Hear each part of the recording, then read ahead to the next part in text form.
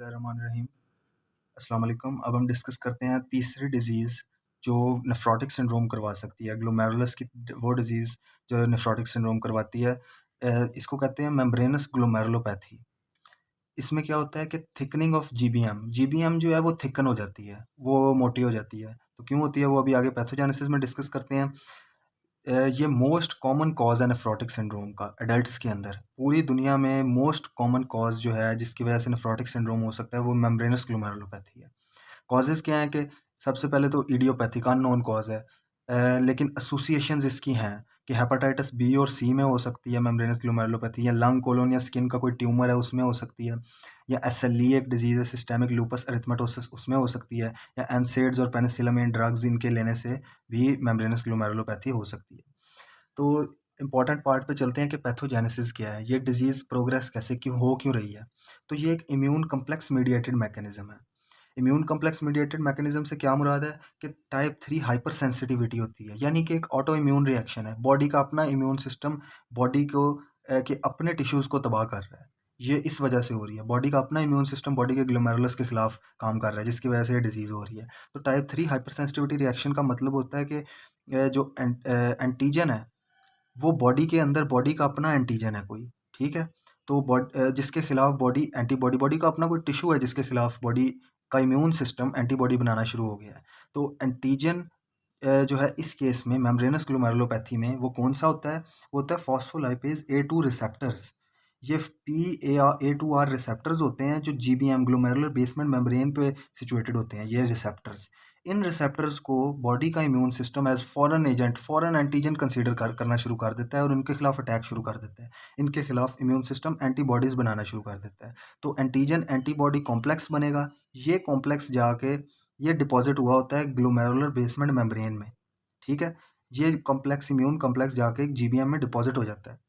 तो जब ये कॉम्प्लेक्स डिपॉज़िट कर गया, तो उसकी वजह से कॉम्प्लीमेंट सिस्टम की एक्टिवेशन हो जाती है। कॉम्प्लीमेंट सिस्टम क्या है? ये एक सिस्टम होता है जो बॉडी के इम्यून सिस्टम का पार्ट होता है जो फॉरेन एंटीजन, बैक्टीरिया या वायरसेस के खिलाफ बॉडी में जो सपोर्ट प्रोवाइड करता है, फॉरेन एंटीजन्स का खात्मा करके बॉडी का इम्यून सिस्टम को स्ट्रॉन्ग करता है। इसमें प्रोटीन्स होते हैं, कॉम्प्लीमेंट प्रोटीन्स जो नॉर्मली ब्लड में प्रेज़ेंट होते हैं। तो कॉम्प्लीमेंट सिस्टम कैसे एक्टिवेट होता है इसमें ये टॉपिक तो फिजियोलॉजी का है, पर मैं आपको एक ओवरव्यू दे देता हूँ कि इम्यून कॉम्प्लेक्स बनते हैं जब, तो इम्यून कॉम्प्लेक्स बनने की वजह से C3 एक्टिवेट होता है। C3 आगे जाके फिर C5 को एक्टिवेट करता है। C5 आगे C6, C7, C8, C9 तक एक्टिवेट करता है। C5 टू 9 तक एक्टिवेट करता है। तो ये जो है C5 टू C9 ये इसको कहते हैं मेम्ब्रेन अटैक कॉम्प्लेक्स, मैक। ये फिर ये क्या करता है कि जो भी एंटीजन है, ये जो भी टिश्यू है, उसकी मेम्ब्रेन के अंदर जो बाहर वाली मेम्ब्रेन है उसमें पोर्स बना देता है। पोर्स बनाएगा तो वाटर अंदर आना शुरू हो जाएगा या उसकी ऑस्मोलैरिटी ख़राब हो जाएगी। तो परमिएबिलिटी चेंजेस की वजह से वो एंटीजन, बैक्टीरिया, वायरस या जैसे इस केस में बॉडी के अपने टिश्यूज़ डिस्ट्रॉय होना शुरू हो जाएंगे। तो कॉम्प्लीमेंट सिस्टम एक्टिवेट हो जाता है। एक्टिवेट होके 2 काम करेगा, एक तो ये मैक बनाएगा इस प्रोसीजर के थ्रू जो मैंने आपको अभी सारा समझाया है। दूसरे नंबर पे ये न्यूट्रोफिल्स को भी अट्रैक्ट करता है। न्यूट्रोफिल्स आके इन्फ्लेमेशन करवाते हैं और फिर और ग्लोमेरुलर डैमेज करवा देते हैं। तो ये इस सारे प्रोसेस से ग्लोमेरुलस जो है वो उसमें डैमेज हो रहा है। तो ये बेसिक पैथोजेनेसिस है मेम्ब्रेनस ग्लोमेरुलोपैथी की। तो इसमें हिस्टोलॉजिकली हमें क्या नज़र आएगा मॉर्फोलॉजी पे कि ये देखें आप, ये कैपिलरी आ गई, इसके नीचे ये ग्लोमेरुलर बेसमेंट मेम्ब्रेन है। अब इम्यून कॉम्प्लेक्सेस की डेपोज़िशन की वजह से ये जीबीएम बहुत थिक हो गई है। ये देखें, ये पिंक कलर के सारे इम्यून डिपॉज़िट्स हैं। तो इस चीज़ को एप्रिशिएट करें कि जो डिपॉज़िट्स होंगे वो सब एपिथेलियल रीजन में होंगे, ठीक है? सब एंडोथेलियल रीजन कौन-सी जगह होती है? जीबीएम और कैपिलरी के दरमियान वाली। कैपिलरी में एंडोथेलियल सेल्स प्रेज़ेंट होते हैं ना, तो सब एंडोथेलियम के नीचे एंडोथेलियम और जीबीएम के दरमियान ये वाली जगह जो है ना, इसको कहते हैं सब एंडोथेलियल एंडोथेलियल। लेकिन जीबीएम और ये पोडोसाइट्स, ये एपिथेलियल सेल्स हैं, इनके दरमियान वाली जगह, ये जो जगह है इसको कहते हैं सब एपिथेलियल, ठीक है? तो इस केस में डिपॉजिट्स जो है ना वो सब एपिथेलियल होंगे जीबीएम में। तो ये देखें, ये पिंक कलर के डिपॉजिट्स बनना शुरू हो गए हैं। इन्होंने क्या किया है?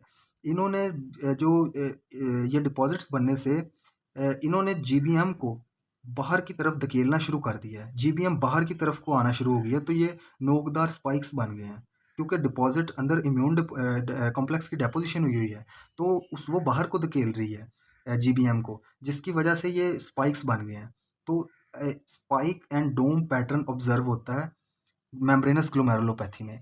ये कैच पॉइंट है डायग्नोसिस। इससे वो सिनारियो में आपसे एग्जाम में पूछ लेते हैं या वाइवा में पूछ लेते हैं, एमसीक्यूज में पूछ सकते हैं कि स्पाइक एंड डोम अपीयरेंस आ रही है।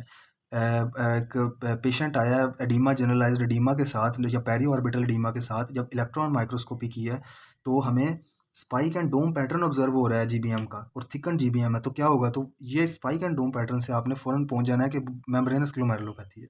मैकेनिज्म मैंने आपको बता दिया कि स्पाइक एंड डोम पैटर्न क्यों बन रहा है, क्योंकि डिपॉजिट्स बाहर को धकेल रहे हैं जीबीएम को, जिसकी वजह से स्पाइक्स बन रहे हैं। तो तीसरे नंबर पे आपने ये चीज़ याद रखनी है कि पोडोसाइट्स जो हैं इसमें भी इफेस्ड होंगे, उनके फूड प्रोसेसेस लॉस्ट हुए होते हैं और वो फ्लैट हुए होते हैं।